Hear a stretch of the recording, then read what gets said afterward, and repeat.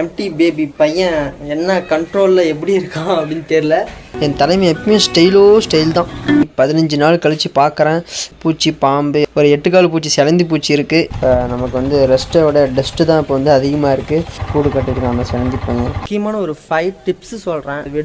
வெடுப்பு மாதிரி வந்து டயர் வந்து சொன்னால் டிஸ்கில் sound, disc problem, first year birthday celebration இல்லைன்னு காற்று அந்த ஈரம் பிடிச்சி ஓட்டும் போது ஒரு ஃபீல் இருக்குது. ஹாய், இன்றைக்கி என்ன விலாக்னா ஒரு கேஷுவல் விலாக் மாதிரி இருக்க போது. நம்ம எம்டி பையனை எடுத்து 15 டேஸ் ஆகிடுச்சு. ஸோ பையன் என்ன நிலைமையில் இருக்கான்னு தெரில. ஸோ பையனை வந்து ஒரு வேக்கப் பண்ணிவிட்டு ஒரு சில் ரைடு போயிட்டு வரலான்னு ஒரு பிளான். அதுக்கு தான் வந்து போயிட்டுருக்கேன். ஸோ மற்றதெல்லாம் வந்து வீடியோ போக போக வந்து கண்டினியூ பண்ணுறேன். ஒரு சில சில் டிப்ஸ்லாம் வந்து லாக்டவுன் மெயின்டெனன்ஸ், அதாவது பைக் மெயின்டெனன்ஸ் சில் டிப்ஸ்லாம் வந்து உங்களுக்கு வந்து சொல்ல போகிறேன். ஸோ அப்படியே பார்த்துட்டே இருங்க. நம்ம எம்டி பேபி பையன் என்ன கண்ட்ரோலில் எப்படி இருக்கான் அப்படின்னு தெரில. ஸோ அவனை போய் பார்த்துட்டு மற்றதெல்லாம் அப்படியே வந்து கண்டினியூ பண்ணுறேன். இப்போது பார்த்தீங்கன்னா நம்ம வந்து எங்கே நம்ம போகிறோம், நம்ம வந்து வீடியோக்குள்ளே போகிறோம். என்னடா சுற்றிட்டே சொல்கிறான்னு நினைக்காதீங்க. ஏதோ ஒரு புதுசாக ட்ரை பண்ணலான்னு பார்க்குறேன், முடிய மாட்டேங்குது. சரி, ஓகே.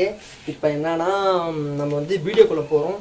அண்ட் நம்ம எம்டி பேபியை வந்து பார்க்க போகிறோம், எம்டி பையனை. ஸோ அதனால் இந்த வீடியோக்குள்ளே நம்ம போகிறதுக்கு முன்னாடி நம்ம எப்பயுமே சொல்கிறது தான், நம்ம வந்து இந்த வீடியோ கீழே பார்த்தீங்கன்னா ஒரு ரெட் கலர் சப்ஸ்கிரைப் ஒரு பட்டன் இருக்கும்.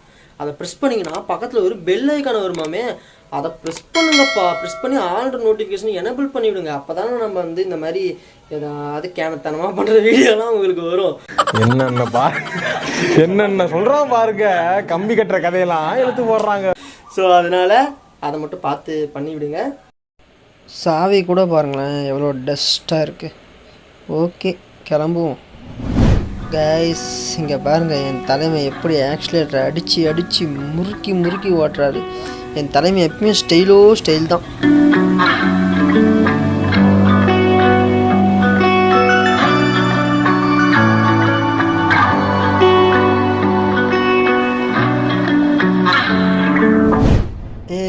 ஃபைனலாக நம்ம எம்டி பையன்கிட்ட வந்தாச்சு. 15 நாள் கழித்து பார்க்குறேன்.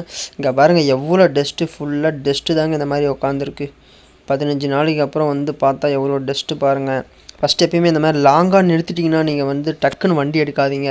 வண்டியை சுற்றி முற்றி பாருங்கள் ஏதாவது பூச்சி பாம்பு இருக்கா அப்படின்னு சொல்லி. ஏன்னா ஒரு 15 நாள் இந்த மாதிரி லாங்காக நிற்கும் போது ஏதாச்சும் பூச்சி பாம்பு ஏதாவது ஒன்று உக்காரத்துக்கு வாய்ப்பு இருக்குது. ஸோ அதனால் வண்டியை ஃபுல்லாக இன்ஜின் சைடு இப்போ நான் பார்க்குறேன் இல்லைங்களா, இந்த மாதிரி சுற்றி முற்றி எல்லா இடத்துலையுமே பாருங்கள்.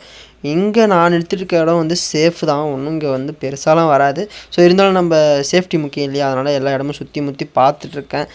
இந்த சைடு இன்ஜின் சைடு அடியெல்லாம் இதுவரை எதுவும் தெரில, ஃபுல்லாக டஸ்ட்டு தாங்க இருக்குது. பார்ப்போம் ஏதோ கண்ணுக்கு தெரியுதா இந்த மாதிரிலாம் பாருங்கள். கடைசியாக ஒன்று கண்டுபிடிச்சிட்டோம். ஒரு 8 கால் பூச்சி செலந்தி பூச்சி இருக்குது. இது ஒன்று தான், வேறு எதுவும் பெருசாக வண்டியில் இல்லை, ஃபுல்லாக டஸ்ட்டு தான் இருக்குது. சரி, இப்போது வந்து வண்டியை வெளியே எடுத்து கொஞ்சம் வேக்கப் பண்ணி பார்ப்போம்.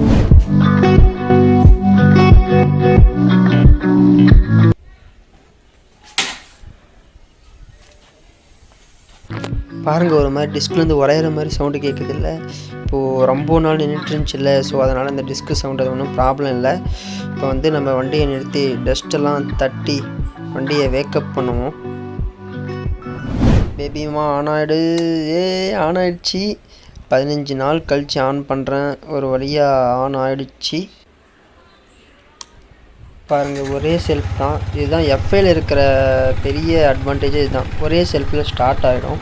இந்த மாதிரி நீங்கள் எவ்வளோ நாள் நிறுத்தினாலும் சரி, வண்டி நீங்கள் வந்து டப்புன்னு செல்ஃப் அடித்து ஸ்டார்ட் பண்ணிட்டு போயிட்டே இருக்கலாம். அது வந்து கிளைமேட் எப்படி இருந்தாலும், அதாவது கிளைமேட் ஹாட்டாக இருந்தாலும் சரி, கோல்டாக இருந்தாலும் சரி, டக்குன்னு எஃப்ஐயில் வந்து இன்ஜின் இந்த மாதிரி ஸ்டார்டிங் ப்ராப்ளமே இருக்காது. டப்புன்னு ஒரே செல்ஃப் போட்டு ஸ்டார்ட் பண்ணிட்டு போயிட்டே இருக்கலாம். இது வந்து நமக்கு வந்து பெரிய அட்வான்டேஜ் எஃப்ஐயில். கார்ப்பரேட்லாம் அப்படி இல்லை, கொஞ்சம் வந்து மக்கர் பண்ணும், ஸ்டார்டிங் ப்ராப்ளம் பண்ணும். இந்த மாதிரி நேரத்தில் இதெல்லாம் அப்படி ப்ராப்ளமே இல்லை, அப்படின்னு ஸ்டார்ட் பண்ணாமல் எப்படி கிளம்பிட்டே இருக்கலாம். இது ஒரு பெரிய நல்லது நம்ம எஃப்ஐ மாடலுக்கு. இங்கே பாருங்களேன், இந்த இடத்துல வந்து ரெஸ்ட்டாக இருக்குது. நானும் எவ்வளோ தான் பொத்தி வச்சாலும் அது வந்து ரெஸ்ட்டாக இருக்குது. நல்ல வேலை செயின் லூப் பண்ணி வச்சேன் வண்டியை நிறுத்தத்துக்கு முன்னாடியே. ஸோ அதனால் இந்த செயின் லூப் இருந்தனால செயின்லாம் ஒன்றும் த்ரூ பிடிக்கல, ரெஸ்ட் ஆகலை. மற்றபடி வேறு எந்த இடத்துலையும் ரெஸ்ட் ஆகலை, நார்மலாக ரெஸ்ட்டு இந்த தான். நமக்கு வந்து ரெஸ்ட்டை விட டஸ்ட்டு தான் இப்போ வந்து அதிகமாக இருக்குது. ஸோ அதனால் டஸ்ட்டை வந்து இப்போ வந்து க்ளீன் பண்ணுவோம். இங்கே பாருங்கள், ஃபஸ்ட்டு வந்து நான் டஸ்ட்டு இந்த மாதிரி, அதாவது டஸ்ட்டெல்லாம் வந்து உதறி விடுங்க. நான் உதற மாதிரி எல்லா இடத்துலையும் டஸ்ட்டு ஃபஸ்ட்டு உதறிடுங்க. அதுக்கப்புறம் வந்து நல்லா உதறிட்டு அதுக்கப்புறம் வந்து துணி போட்டு நல்லா கிளாத்தாக வச்சு துடைங்க. நான் வந்து இப்போ பாருங்கள் எல்லாத்தையும் உதறி வந்து தொடச்சி க்ளீன் பண்ணுறேன். ஸோ அந்த மாதிரி நீங்களும் ஃபஸ்ட்டு வண்டி எடுத்தோன்னே இந்த மாதிரி க்ளீன் பண்ணுங்கள்.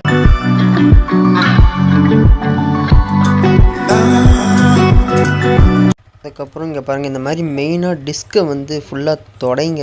இங்கே பாருங்கள் ரெஸ்ட்டாக இருக்கும், அதேமாதிரி டஸ்ட்டு இருக்கும். ஸோ அதனால் டிஸ்கை ஃபுல்லாக நான் துடைக்கிற மாதிரி உள்ளே வெளியே வச்சு ஃபுல்லாக துடைங்க. எனக்கு பாருங்கள் இந்த இடத்துல ரெஸ்ட்டாக இருக்குது, எனக்கு முன்னாடியே ஆயிருந்துச்சு, இப்போது துடைக்கிறேன். இதே மாதிரி நல்லா ஃப்ரண்ட்டு டிஸ்கையும் துடைங்க, பேக்கு டிஸ்கையும் அதாவது ஃப்ரண்ட் பேக் உள்ளே வச்சு துணியை 2 பக்கமும் நல்லா துடைச்சி எடுங்க. இங்கே பாருங்களேன், இந்த சிலந்தி பையன் வந்து எங்கெங்கே வலை விட்ருக்கான். இந்த ஹேண்டில் மேலே தானே உட்காந்துட்டு இருந்தான் அந்த சிலந்தி பையன். ஸோ அதனால் நிறைய இடத்துல இந்த மாதிரி வலை விட்ருக்கான், கூடுலாம் வேறு கட்டியிருக்கான். ஸோ இந்த மாதிரி எல்லாத்தையும் ஃபஸ்ட்டு டஸ்ட்லாம் வந்து தட்டி எடுத்துருங்க. ஃப்ரண்ட்டு எல்லா இடத்துலையும் இந்த மாதிரி தட்டி எடுத்துட்டு அதுக்கப்புறம் ஒரு நல்ல கிளாத் வச்சு துடைச்சிங்கன்னா ஃபுல்லாக நம்ம டஸ்ட்டெல்லாம் வந்து க்ளீன் ஆகும், ரெஸ்ட்டும் கொஞ்சம் க்ளீன் ஆகும். இங்கே பாருங்களேன், பாருங்கள் இந்த இடத்துல கூடு கட்டியிருக்கான் அந்த சிலந்தி பையன். ஃபைனலாக வந்து வீட்டுக்கிட்ட நிறுத்திட்டுருக்கேன். இப்போ பார்த்தீங்கன்னா எனக்கு என்ன ஆச்சுன்னா, நான் வந்து ஒரு 15 டேஸ் கழித்து தான் வந்து இப்போ வண்டி எடுத்திருக்கேன். 15 டேஸ்னால் 15 டேஸ்னு சொல்ல முடியாது. நான் வந்து கிட்டத்தட்ட ஒரு 1 மந்த்தாகவே வண்டி ஒழுங்காக வாழல, அப்படியே தான் நின்றுட்டு இருக்கு. நடுவில் ஒரு 15 டேஸ்க்கு முன்னாடி நான் வந்து சும்மா ஸ்டார்ட் பண்ணி விட்டேன். இப்போ தான் வந்து வெளியே எடுத்திருக்கேன். கிட்டத்தட்ட இப்போ பார்த்தீங்கன்னா சுத்தமாகவே ஒரு மாதம் பக்கம் வாழல, வண்டி வந்து எடுக்கவே இல்லை. நடுவில் ஒரு 15 டேஸ்க்கு முன்னாடி மட்டும் ஸ்டார்ட் பண்ணி விட்டேன். திருப்பி இப்போ தான் எடுக்கிறேன். இப்போ பார்த்தீங்கன்னா எனக்கு நிறைய முன்னாடியே வீடியோவில் பார்த்துருப்பீங்க, ஃபுல்லாக தூசி, அதுக்கப்புறம் ஒரே ஒரு சிலந்தி பூச்சி வந்து உக்காந்துட்டு இருந்துச்சு. அதாவது 8 கால் பூச்சி, அது சின்ன பூச்சி, அந்த மாதிரி பூச்சிங்களாம் உட்காந்துட்டு இருந்துச்சு.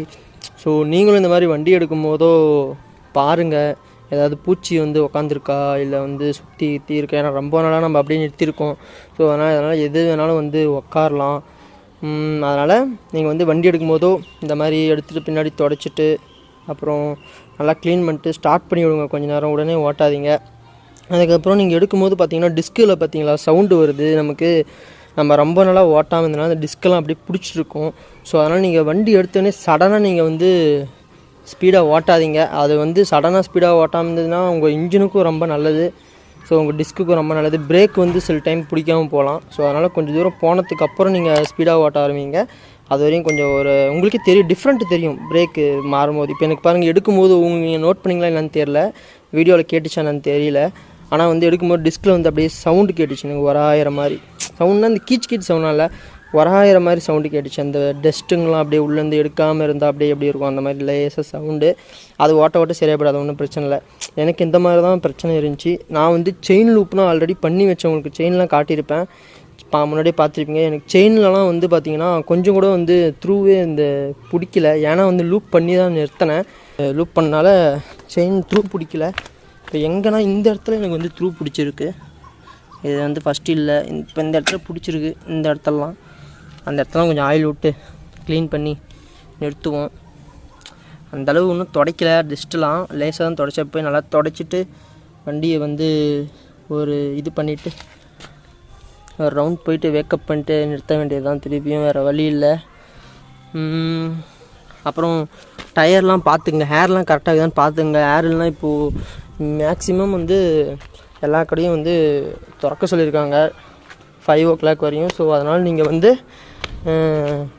ஹேர் பிடிக்காம இருந்தால் வண்டியை ஹேர் பிடிச்சி கொஞ்சம் ஓட்டிட்டு அந்த மாதிரி நிறுத்துங்க.